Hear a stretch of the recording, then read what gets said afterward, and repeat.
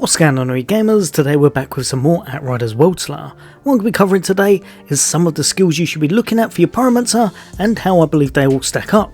So if you want to know what the most powerful are, that's coming up next.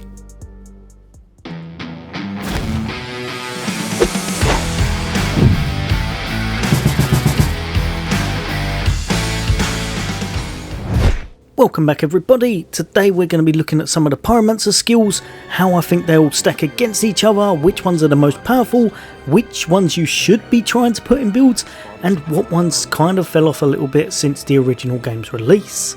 Now remember, this is just my personal opinion and some will work better in different armour sets, so even though some may be better than others, they may not be able to be chucked onto every build. However, for all of these I'm going to go over which I believe are the most powerful and explain why. So kicking it straight off with Heatwave. Heatwave used to be one of the most powerful ones that you just had to have in pretty much any build for the Pyromancer that was revolving around Anomaly. The main reason for that was because most Anomaly builds pretty much started and finished with the Akari set. It was the most popular set for us and everyone wanted to use it because of how much damage it dished out with that Anomaly power. Now things have changed a little bit with the meta and such, and Heatwave has had a significant kind of decrease in its value because now it only stacks twice and only gives 15% extra damage to those targets you're hitting, meaning that even when you've got two of these, it only gives you 30%. No doubt in my mind it's still going to have its uses, especially if you're running that Akari set.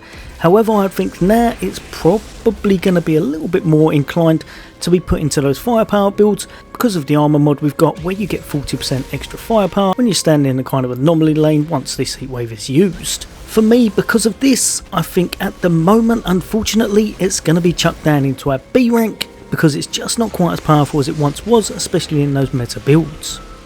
Next up, and we've got Feed the Flames.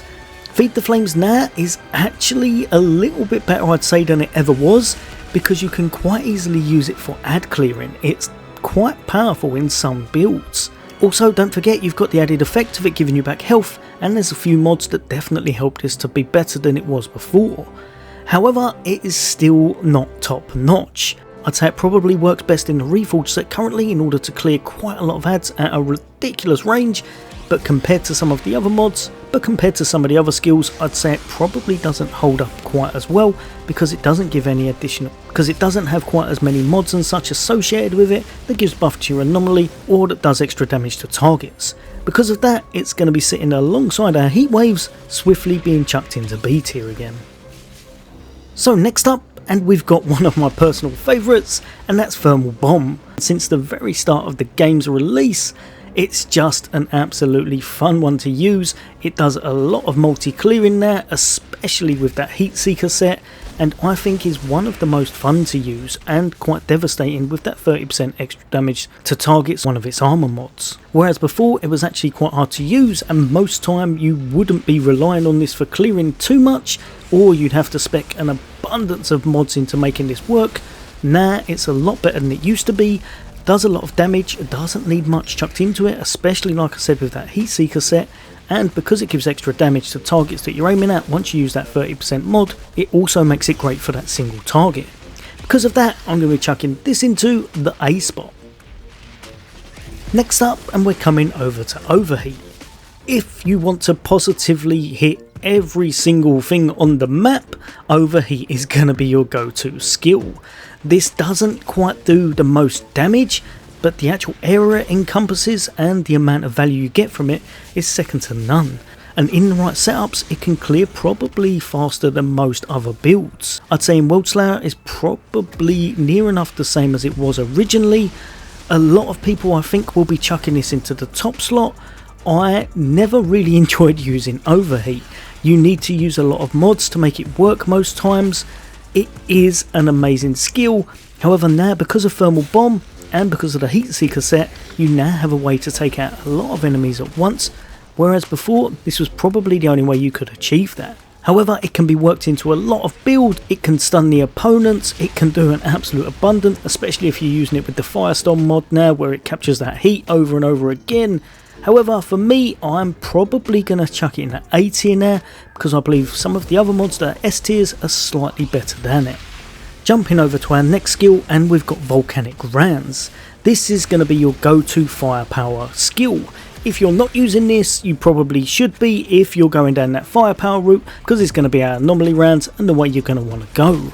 However, compared to some of the other classes out there, for example the Trickster and of course the Technomancer, I think our rounds fall off a little bit, and firepower isn't the strongest for a Pyromancer, unfortunately.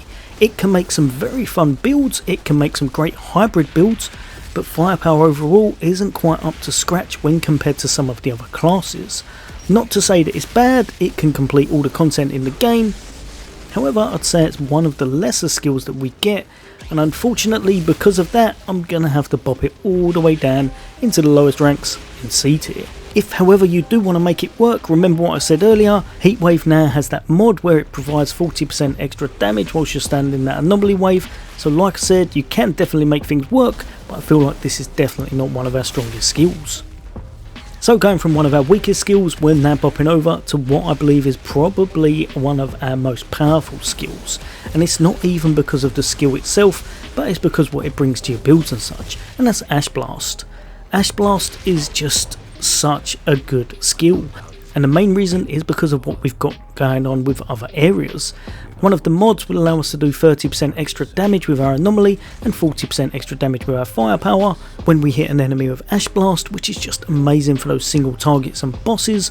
Of course, in our skill tree we're going to go all the way up to the top, we're going to capture that node that's going to allow us to get an extra 45% anomaly once we use that skill.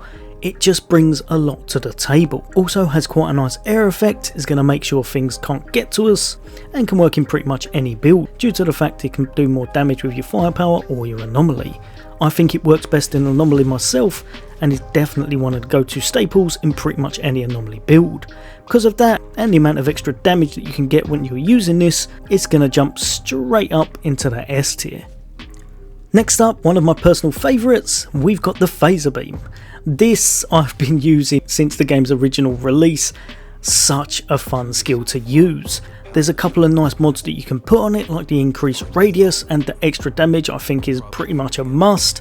But this now hits like an absolute beast. It really does devastate everything. Also, you can make it go on a very low cooldown once you use a mod with 30% extra reduction.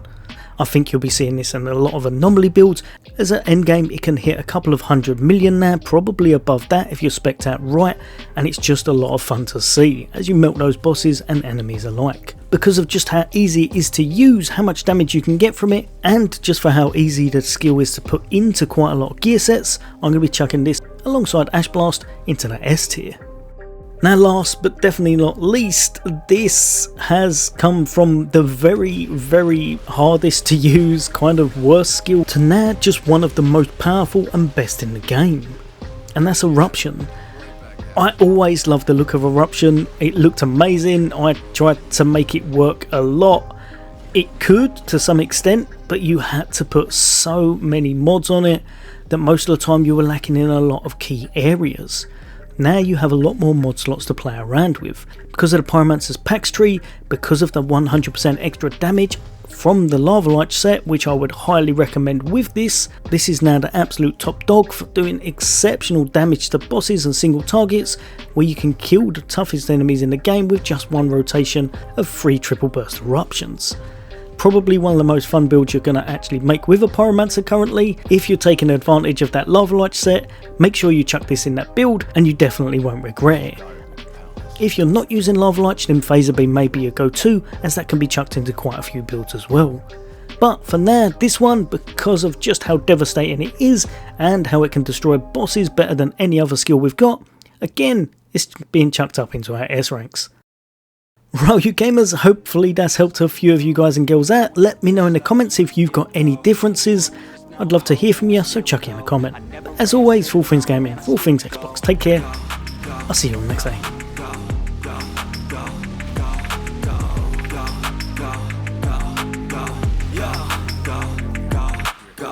Hustle hard, hustle every single day. I'll be making moves till I'm buried in my